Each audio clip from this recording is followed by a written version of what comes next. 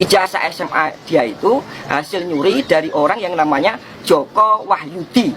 Nomor induknya 008, nomor seri ijazahnya 0008112. Itu punyanya Joko Wahyudi. Cek ke sekolahan, kalau nggak punyanya Joko Wahyudi, tembak kepala saya. Kalau Jokowi merasa terfitnah, dia harus lapor ke polisi.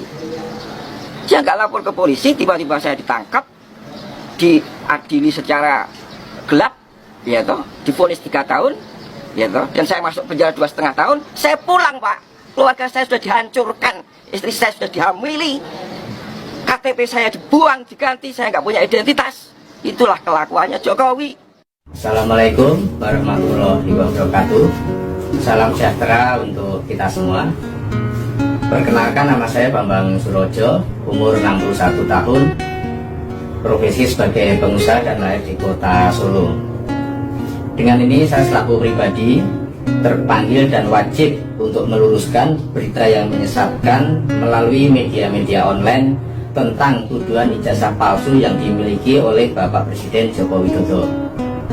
Kami sebagai teman sekolah Pak Joko Widodo sangat ingat sekali dan selalu mengingat fatwa keramat yang beliau sampaikan kepada kami di Solo saat akan dilantik secara resmi sebagai Presiden Republik Indonesia periode yang pertama.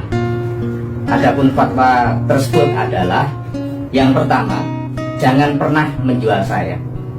Yang kedua, jangan pernah mengaku-ngaku sebagai teman saya untuk kepentingan pribadi. Yang ketiga, jangan pernah minta pekerjaan dari saya. Saya sangat yakin beliau tidak akan pernah minta bantuan kepada siapapun, apalagi kepada kami, untuk membela kebenaran ijazah SMA 6 Surakarta yang dimiliki oleh beliau. Tetapi sebagai teman sekolah, bahkan saya sebagai teman sekelas dari kelas 1 sampai dengan kelas 3 dan satu angkatan tahun 1980, saya harus meluruskan dan mengklarifikasi berita-berita menyesatkan yang disebar oleh orang-orang yang tidak bertanggung jawab. Di sini saya tegaskan dengan setegas-tegasnya bahwa beliau adalah benar sebagai murid SMA 6 Surakarta atau SMPP 40 Surakarta dan lulus pada tahun 1980. Banyak saksi hidup yang masih bisa dimintai keterangan hingga saat ini.